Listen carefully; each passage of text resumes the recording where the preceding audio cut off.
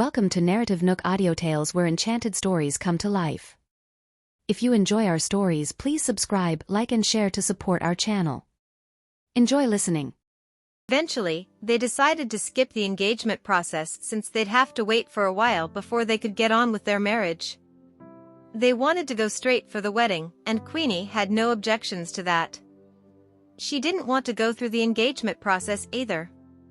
"I have an idea of where to hold our wedding. Let's do it on a beautiful island. My cousin and his wife had held their wedding there before, and it was really romantic." "Okay." Anticipation flowed in Queenie's eyes. "We can spend a week there starting tomorrow. Take a look around. If you like it, I'll get the wedding planner to start the preparations," Nigel suggested. Queenie was already looking forward to the trip, and she nodded. "Sure, we can take a trip there." It was already lunchtime, and the elders were still chatting happily. They agreed to the idea of skipping the engagement and going straight to the wedding. "Mr. and Mrs. Silverstein, Queenie and I will be staying on the island for a week to see if we like the place. If Queenie likes it, we'll be holding our wedding there," Nigel said. "Nigel, you shouldn't call them Mr. and Mrs. Silverstein anymore." Brenda shot her son a look.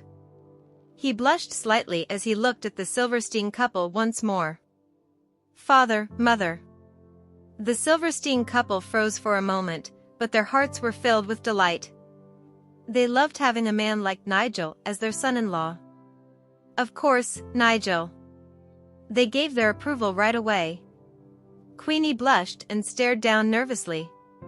She raised a glass of wine and greeted the Manson couple, a toast, "Father, Mother."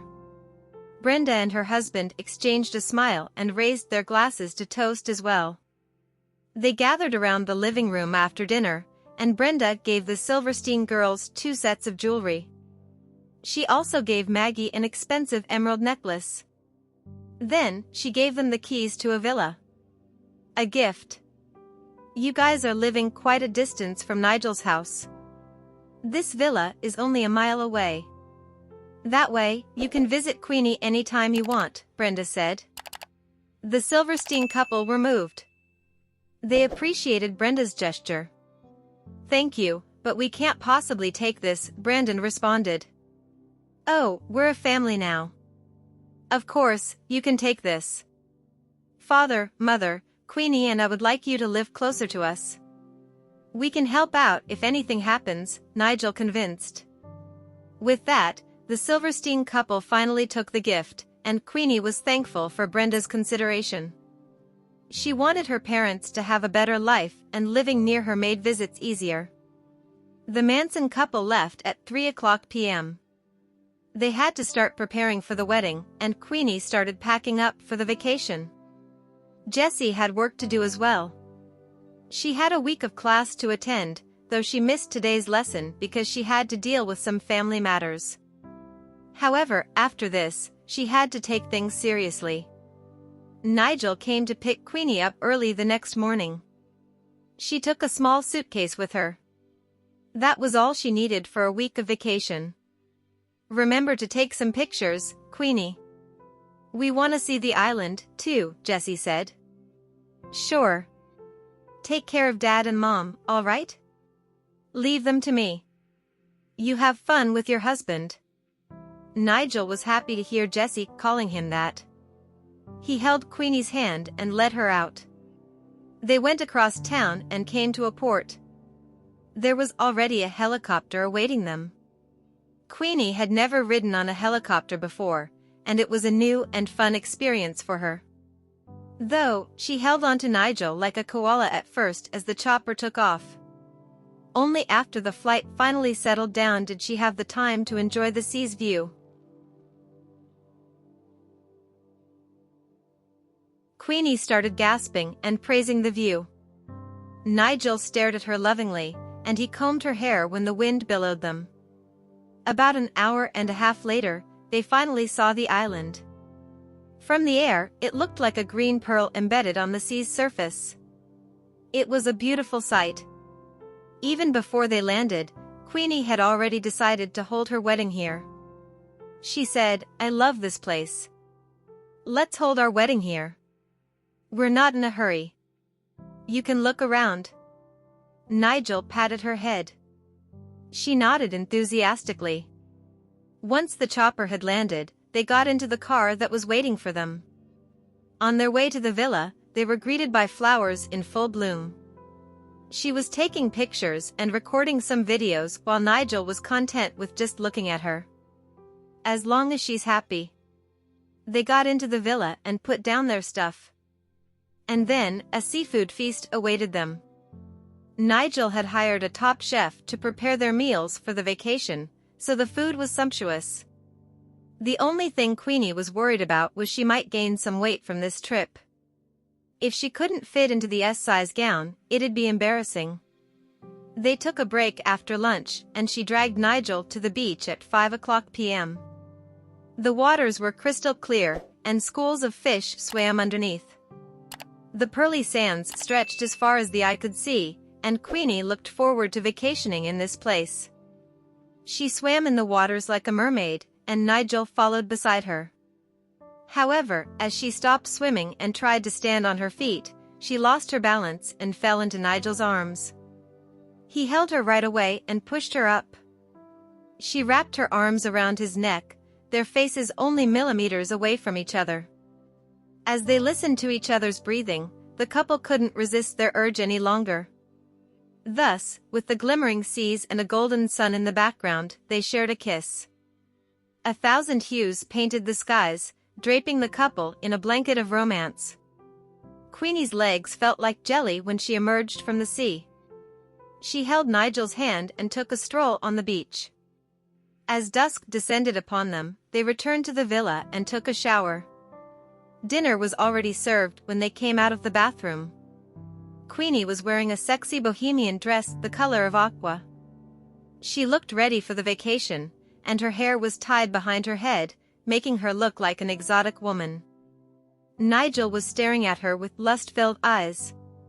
He was struggling with himself, but in the end, he steeled his resolve to leave sex until after marriage. It was out of respect for her. They had a candlelit dinner outdoors, witnessed by the stars hanging in the night sky. Having dinner with their lover while listening to the sea and wind was a romantic thing. Queenie was in a good mood. On the other hand, Nigel thought she was the most beautiful thing around. Every time she flicked her hair, every time she pursed her lips, and every time she smiled. It was better than any view the world could offer. He was filled with lust. His mind, his body, his soul, all of them were taken over by his desire. The only thing that held him back was his sliver of sanity. Every cell in his body told him to take Queenie. She was more delectable than the food on the table. After dinner, Queenie took him for a stroll on the road. It was quiet, and they had no companion besides some music. Not too long after she took him on a stroll, she led him back to the villa. She had never gone on a night walk. She might look calm on the outside, but she was feeling rather nervous. Still, she didn't tell Nigel in case he called her a scaredy cat. She held his arm, her face rubbing against his arm. And Nigel thought he could snap at any moment if this kept up. In the end, Nigel picked her up and returned to the villa. The air was filled with the sound of her chuckles. "Oh, he's such a tease. He maintains a weak grip for me to lean closer and hug him tighter. And he even spins me around." It was exciting but also tense. She knew he wouldn't let her fall, but still, she was worried. "Hey, hold me tight." "Stop spinning," she grumbled. He stopped teasing her then and took her back to the villa. 200 yards was nothing for him, even with Queenie in his arms. It was about 9:30 p.m. when they returned. Nigel took the guest room, leaving the master bedroom for Queenie. She had lived her whole life in a bustling city. Now that she was alone in a room with nothing but a moon as her companion, she felt like staying with Nigel. Before he could enter his room, she asked, "Can we share a room for the night?" "Why? You can't sleep alone?" He spoke with concern in his voice. Is he calling me a scaredy cat? Queenie wouldn't admit she was scared, so she shook her head. I can sleep alone. Then, get some sleep. We'll be diving tomorrow. You need enough sleep to replenish your energy, he said gently. She was a little disappointed. Am I not charming enough? We're alone together, and he's still not reacting. While she was still spacing out, Nigel had already gone into his room. Annoyed, she threw a little tantrum. Fine, we'll sleep in separate rooms then. I gave you a chance, but you wouldn't use it. You're such a dummy. She returned to her room with complaints in her heart. At the same time, Nigel peeked outside and heaved a sigh of relief. If she had stayed out any longer, I would have snapped. He wished to leave the best memories for their wedding night. I bet she'd think it's memorable. He wouldn't do as he wanted. It was all for the sake of the best memory. I wouldn't want her complaining that I didn't give her a memorable moment. He went into the bathroom and took a cold shower to put off the flame within him. Queenie took a shower as well. She went to the wine cabinet and stared at the content. Eventually, she uncorked a bottle of red wine. I need this, or I can't sleep. She was frustrated, but the more she drank, the more annoyed she was. Is he trying to cancel the wedding? Does he think I'm not hot enough? That was an important question for a lady. It'd be discouraging if she couldn't interest the man she liked. And it was a sign of a crisis. She was worried he might fall for someone else easily. She drank another glass of wine and remembered she had brought a long camisole with her. She took that just for this vacation. Now is the perfect time for me to use it. I must prove that I'm hot. She'd lose sleep otherwise. With the liquid courage in her, she became bolder. She entered the bathroom and changed into the camisole. She even sprinkled her favorite perfume over herself. One last look in the mirror and a deep breath later, she emerged from her room and made her way to Nigel's. Nigel had changed into silk pajamas. He was lying on the bed, and his mind was occupied by Queenie. Did she take a shower? Or is she enjoying some music? Or is she reading the news? Is she thinking about me? I hope she does. If she doesn't think about me, does that mean she doesn't find me attractive? Ladies don't show their horny side publicly, but I'm her boyfriend, and I'm right beside her. She should think about me, right? 1,000 thoughts flashed through his head. Suddenly, someone knocked on his door, and he reached in one moment. His breathing was ragged, but he nonetheless opened the door. When he saw what Queenie was wearing, he gulped. That's all she's wearing? It's cold at night. You're gonna catch a cold. You should. Nigel wanted her to change into something thicker, but before he could even finish his sentence, Queenie interrupted, I don't want to sleep alone. I want to share a room. She went past him and entered his room. Nigel's lips formed into a smile. I knew it. She was afraid to sleep alone. So, she's sleeping here tonight? Don't worry. This is a safe island. My cousin had bought the whole place. This is my family's turf now, he assured her. You dummy. That was just an excuse. Don't you know what I'm getting at? She got into his bed and covered herself with the blanket, showing only her head. She looked cute with her cheeks red and eyes wide. He then looked at the sofa. I'll sleep on the sofa, then? Queenie looked at the sofa and patted the spot beside her as she ordered, You're sleeping here. But won't I disturb you? He asked. She sighed. That's an obvious hint. Fine, I'll do it myself. She got out of bed and approached Nigel with her eyes fixed on him the whole time. He gulped. What's she trying to do? If she keeps staring at me like that, I won't be able to hold myself back anymore. Queenie took a step forward, and Nigel took a step back lest he pounced on her. He was already at the edge of the bed, and she pushed him. The moment he plopped down, she pinned him down on the bed. Finally, he realized what she was trying to do, and he noticed the scent of alcohol hanging in the air. He quickly asked, "Are you drunk, Queenie?" "Nigel, you say you love me, but I think you're lying," she hissed, complaints evident in her voice. It made Nigel panic, and he argued, "I am not lying. I will never lie to you." "Then, why aren't you interested in me at all?" She stared at him with interrogative eyes. He almost laughed at that. "Not interested? I'm crazy for you. If it weren't for my sanity holding me back, I'd have gobbled you up. I am interested in you, but I'd like our first time to happen on our wedding night." Once again, he couldn't finish his words as she pressed her lips against his. And Nigel finally snapped. He could no longer hold himself back, and he pinned Queenie down instead. A few moments later, she stared at him, her breathing ragged. She noticed the feral desire welling within his eyes, and she wanted to escape. "I can feel he loves me so much that he wants to gobble me up. I need to get away. I think I have just flirted with something I shouldn't have." She then smiled sheepishly. "You're right. I think we should wait." "Too late for that." Nigel narrowed his eyes. "There's no way for you to escape now." "No. We're going diving tomorrow. I need to sleep to make sure I'm in my top form. We can go the day after tomorrow. We can stay for a month if a week isn't enough. In any case, you're not going anywhere tonight," he whispered, his voice filled with lust. Queenie regretted trying to seduce him. Though, at least she could feel how much he loved her.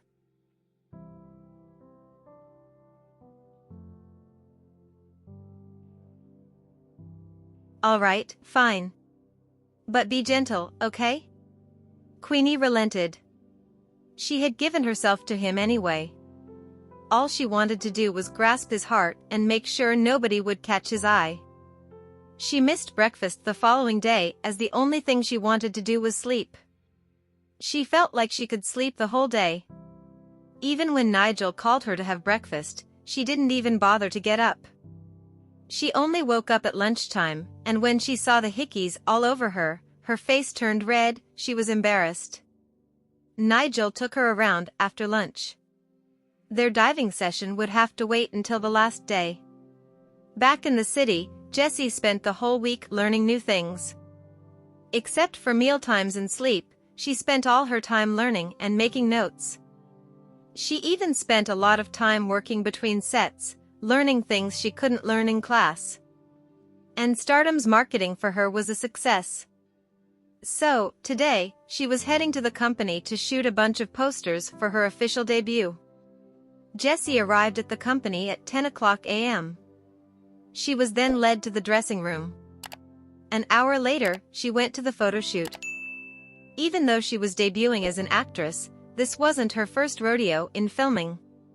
She knew how to pose for the camera. Even the cameraman thought she stood out among all the beauties. She would be one of the best-looking women in the industry. Someone entered the room just then. The assistant almost screamed when she saw him, but the man shushed her. He said he was only here to see someone and didn't wish to disturb Jessie. Jessie was half lying before a bouquet of flowers. She held herself up with her elbow, looking like a beautiful butterfly that was about to take flight. Even though the cameraman took the photos head-on, she still looked gorgeous. The man standing by the doorstep looked at Jessie with his arms crossed. He was pleased with her performance as well. "Be a bit more expressive, Jessie," the cameraman requested. She nodded. Then, she followed her assistant's guidance and changed to another posture. It was then she saw the man by the entrance, and her eyes lit up. The cameraman took the chance and snapped a photo. Perfect. She looked so alive. Jessie couldn't go over to him because she was in a photo shoot, but she was still delighted to see Julian. Like a maiden in love, she was radiating happiness from head to toe. Julian smiled at her, and she couldn't wait until the shoot was over. When it was done, she went to see him, but he wasn't around anymore. A look of disappointment filled her face. "He's gone? I thought he was gonna chat." "Tea time, Jessie. Julian bought these. It's awesome." "Whoa. That shop stuff costs a lot." "Yeah. Most people can't even afford it." The assistants knew full well they could enjoy these thanks to Jessie, so they quickly invited her. "Come over, Jessie." She smiled and approached the assistants. She had some coffee and texted Julian, "Why did you leave?" "I had something to do." "Thanks for the treat." "No problem." Jessie munched on her cake, feeling moved. And then, she heard the assistants talking about a certain actress. Someone wrote on Julian's fame. "Remember Yennefer? Yennefer Cheshire?" She said Julian had also treated her well during the time they were working together. That bitch posted a thank you note for him.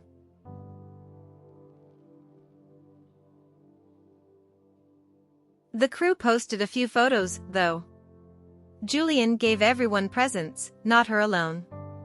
"I can't believe she'd bluff like that." Jessie was surprised. "Hey, I'm riding on his coattails too. I wonder if the public is also gossiping about me." The only one who can match Julian now is Jessie. Nobody else can. That's right. The only female celebrity he treats nicely in private is Jessie. Nobody else. The assistants kept praising Jessie as they ate their cakes. Jessie blushed hard at their words. Back on the island, Queenie was enjoying the beautiful morning view. Every day she woke up, she would have something to look forward to, and life never felt better. She loved this feeling, though, for 3 days, she didn't manage to see the sunrise as she had overslept. Every day, she was woken up by Nigel's kiss, not the sun. Still, it felt good. She had decided to hold their wedding on this island. The view was perfect, and the villas were plenty. The island looked like something straight out of a portrait. It was just right for a romantic wedding. The wedding planners came soon after. They talked about how they should set up the wedding, and the couple finally had something to do, which was planning the wedding. It was an important task for them. At 3:00 p.m., Nigel took her to a safe spot to dive. They held hands and swam among the fish, enjoying the underwater view. It was another good memory. Just like that, their vacation came to an end. Time flew when they were with their beloved. All that was left were memories. They stayed back for a few days to plan their wedding before leaving for home. The wedding would be held on the 8th day of the 8th month, as it was a very auspicious day. Queenie was sitting on the beach chair. She called her mother and told her about the wedding date. Now that the date was settled, the Silversteins needed to draft up their guest list. Both came from families who did business. Naturally, they had a long list of guests they wanted to invite to the wedding. "How's Jessie doing?" "She's doing fine. She goes to class in the morning and stays with us at night." Queenie felt a lot better knowing that. With Jessie staying with their parents, she could plan the wedding without worries. Once the wedding was done, she would go back for visits often. Right after Nigel left the villa, someone called him. He looked at the screen and smiled. "Hey. I heard you're getting married." A deep and sexy voice rang out. "I was just gonna tell you." "Yeah, I'm getting married." "Congrats. Let's meet up when you come back. Anastasia and I would love to meet your soon-to-be wife." "Sure. We'll meet up once we return." "See you." Nigel came to the beach and saw Queenie picking seashells around the shore. The waters glimmered under the sun, and she looked like a mermaid playing by the sea. He felt his heart throb just looking at her. He took his shoes off and approached her. Queenie noticed him and showed him what she got. "Look what I've found. It's pretty, isn't it?" She was holding a rare, beautiful shell. It is. I'll collect some, too. He held her hand as they strolled on the sand, thinking about their future. So, where do you want to go for our honeymoon? She mused for a moment. A quiet place. Somewhere not too rowdy.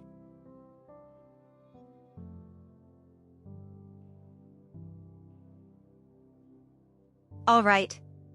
Then, we'll be going to Flore. It's a quiet place, and it's nearing autumn after our wedding. We can ski then. I stayed there for 6 months once. It's a beautiful place. Sure. Let's go to Flore, then. Queenie was looking forward to it. She didn't mind the place. As long as she was with him, it was fine. Stardom's PR department had been busy marketing Jessie and raising her fame. Since she used to work in many films before, they got a lot of info on her. A bunch of Indian directors and actors had praised her for her professionalism as well. She started out being hated, but now fans were starting to know her. And the photos that were released finally showed her true beauty. She looked innocent in them. Though, of course, there were also female celebrities who were jealous of her. Some even started slandering her. Fortunately, the PR department cut down on the slanders as soon as they showed up. Everyone soon realized Jessie was not someone whom they could bully, and for them to go against Stardom was a foolish move on its own. The two actresses who tried to slander her even lost all the work they had, including dramas, films, and product ambassadorship. They realized all too late this was the price for slandering Jessie. At the same time, they wondered who Jessie's backer was. They were too powerful. And so, all the female celebrities could do nothing but watch as Jessie made her way up the ladder. The actors who used to harass her started getting worried. They were scared she would get back at them. Back in every film that she had worked on, all the actresses hated Jessie. Even B and C-listers lorded her around while taking pleasure in bullying her. They thought she was shining too brightly for a stunt woman. She even outshone them, the protagonist, and it irked these people. Jessie went to class as usual. It was the 8th day, and the class would come to an end soon. Naturally, everyone was envious of her, especially Xandra. Her parents were stars. She thought she was born special, but from the moment she met Jessie, she lost to Jessie in everything. The final class came to an end, and Jessie emerged from the classroom, but Xandra stopped her. Hold it. I know you have a powerful backer, but I also know how you got so far, Jessie. Stop with the slandering. Jessie was starting to get annoyed. Is it slander, though? I have looked into your case. You grew up in an orphanage, and you don't have any connections. You must have paid the price for someone to support you so much. I heard you slept with all of the Stardom's top management, Xandra said. It was a lie, but she said it anyway. Jessie's face was red with fury. That was insulting. Coldly, she warned, shut it, Limerick. Another word and I will sue you for slander. Oh, I'm so scared. Do you think you can fool me with an act, you no-name amateur? You're a joke. Quit while you still can. Xandra crossed her arms, looking at Jessie like she was nothing but a peasant. Yeah, I'm not born to a family of actors like you, but it's a shame that you didn't inherit your parents' talent for acting, Jessie mocked. What? How dare you doubt my skills? An amateur like you won't have the right to doubt my skills. Xandra was fuming. She had confidence in her acting, and she would not brook any mockery. You'd better stay in line, or things will end ugly for you. Jessie turned around after saying that.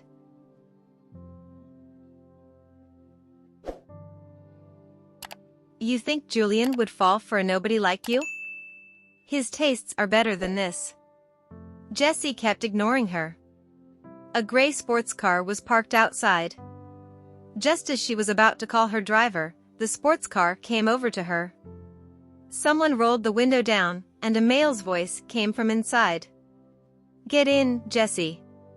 She looked inside the car, and the sight of Julian shocked her.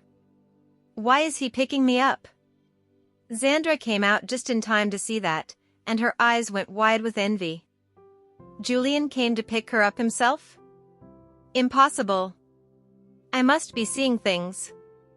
However, she wouldn't mistake Julian for anyone else.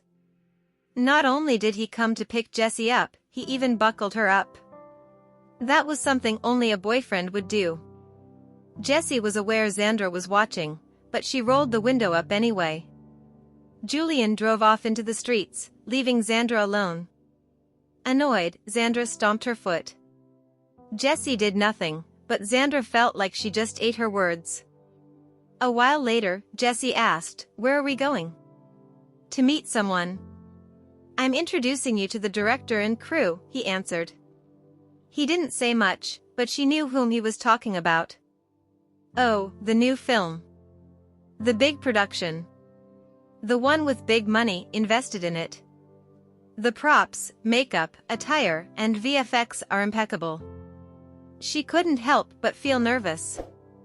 "Do you think they'll acknowledge me?" Julian smiled. "Don't worry. I've told them about you. They'll recognize you." Jessie had no choice but to attend this appointment.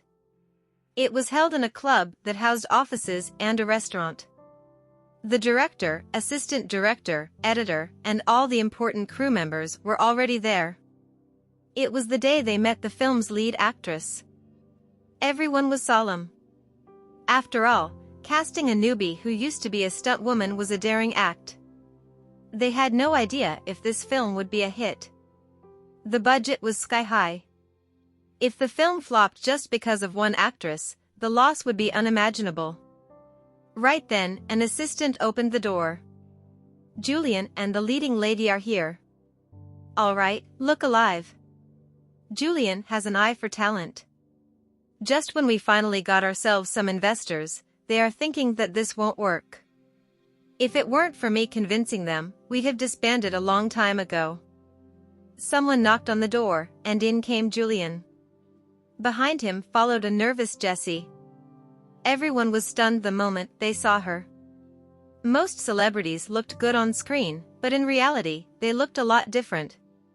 However, Jessie looked better than she did in the videos. She looked alive, innocent, and as clean as untainted stream water. The director stared at her for a while, and great delight welled within him. Yep. This is the kind of girl I'm looking for. Everyone else realized why Julian wanted her to be the lead. Her looks were perfect. She'd capture everyone's eyes the moment she showed up on camera. "Jessie, this is Vincent Cooper, the director. This is Timmy, the assistant director, and this is Amy, the editor." He then introduced her to the essential crew members. Jessie said hi and sat down beside him. She felt pressured when facing these people. Only with Julian beside her could she feel safe.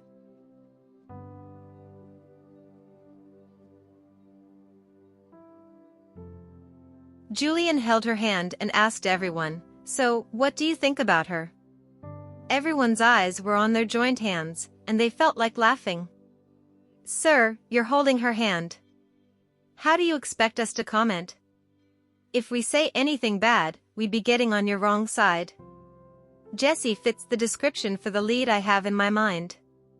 Her looks and personality are a perfect fit," Vincent commented. It was a true comment. Everyone else heaved a sigh of relief. Julian does have an eye for talent. Jessie was prettier in real life, and she felt a lot more innocent than most people they met. The look in her eyes was as clear as water. Jessie blushed a little. She had no idea what to do, and she didn't even hear what they said. However, she did feel courage brimming within her, and she was certain that it came from Julian. "Mr. Cooper, I'd like to have a go. I'll try my best to play the role well," she pleaded. "Honestly, I wasn't sure if I should let you play the role at first, but now that I've seen you, I know you're perfect for the job."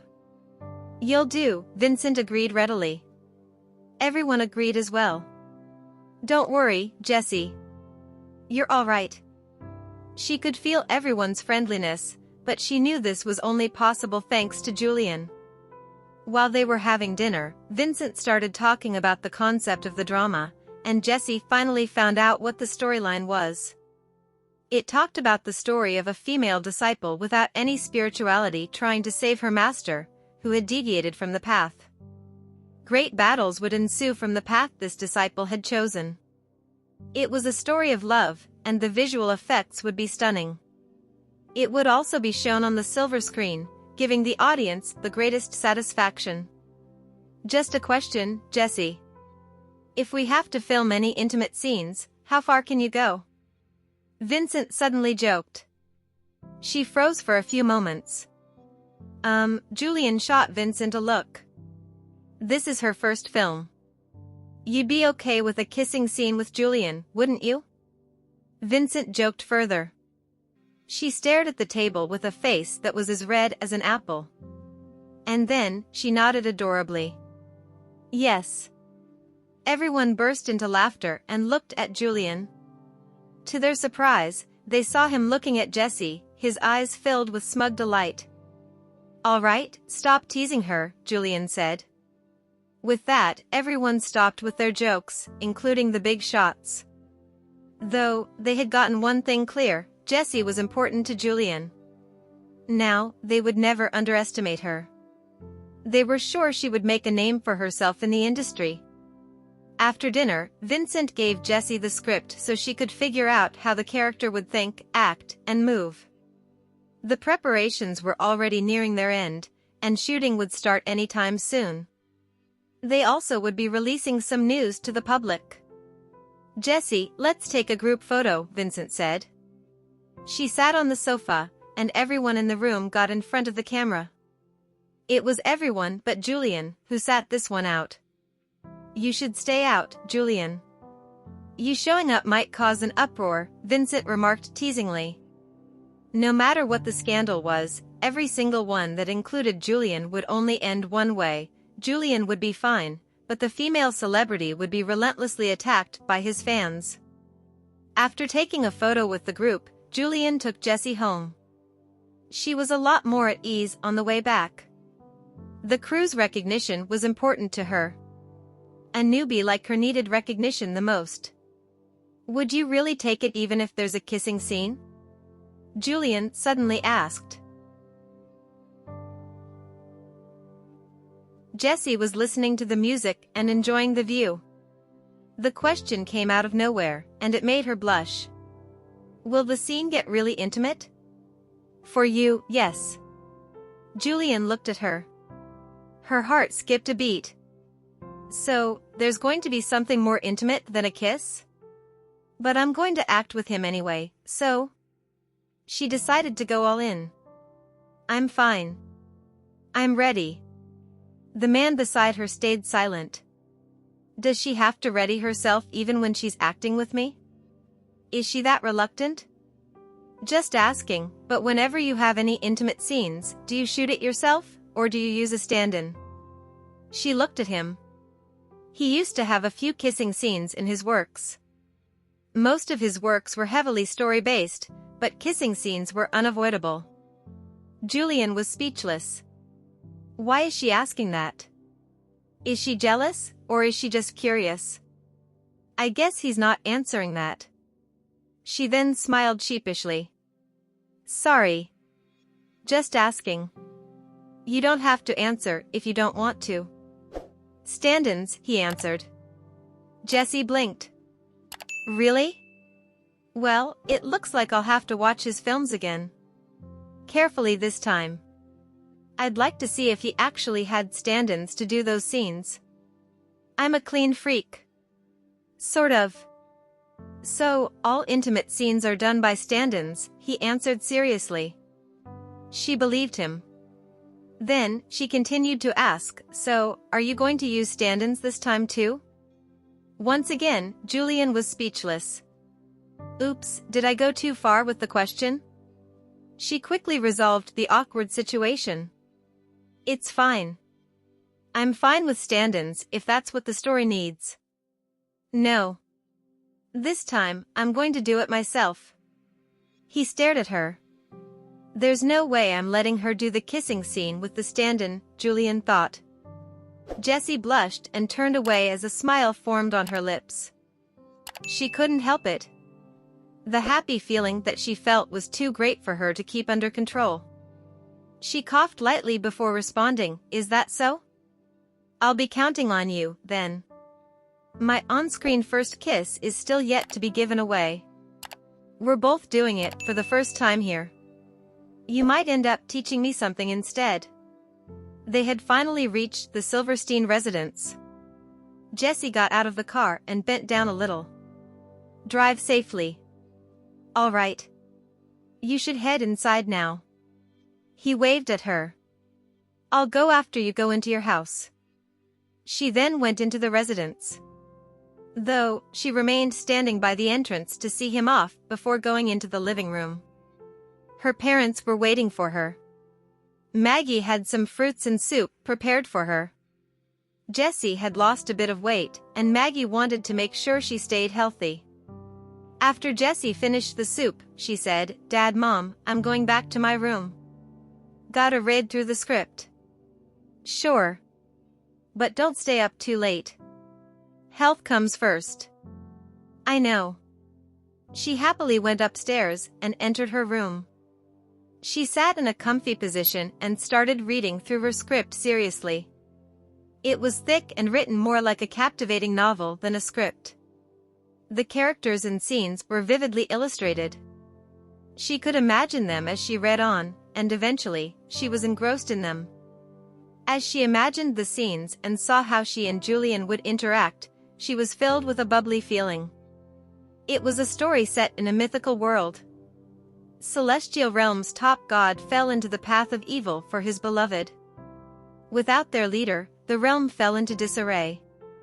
The three ancient gods managed to procure a sliver of the High Imperial's beloved soul and remade her body. However, to everyone's surprise, the girl grew up to be someone without any spirituality. Jessie noticed that the girl was an optimistic, fearless, and adept soul. She might have no talent in cultivation, but she cared about the world and would always try to save it. Jessie was listening to the music and enjoying the view. Thank you for listening. If you have enjoyed this story, please like and share so others can see it too. Also hit the subscription button and notification bell so you can be notified on our next release. Thank you for your support. God bless you.